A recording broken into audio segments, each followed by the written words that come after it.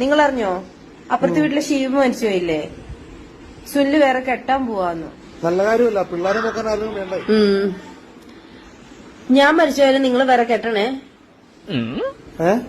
ഞാൻ മരിച്ചുപോയാല് നിങ്ങൾ വേറെ കെട്ടണോന്ന്. പിള്ളേരെ നന്നായിട്ട് നോക്കുന്ന ഒരുത്തിയായിരിക്കണം. പിള്ളേരെയൊക്കെ നോക്കും. നല്ല സുന്ദരിയായിരിക്കണം. അതല്ലോ സുന്ദരിയാ.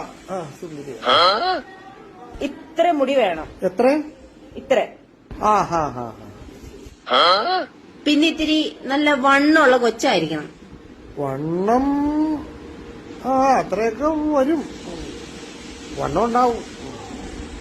പേരിന്റെ ആദ്യത്തെ അക്ഷരം 6 ആയിരിക്കണം.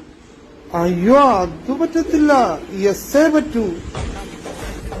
10 வருஷமே என் கூட இருந்து நான் பண்றதெல்லாம் பார்த்துட்டு என்கிட்டே கருணை கேட்கிறியாடா? அசிங்கப்படுத்துற.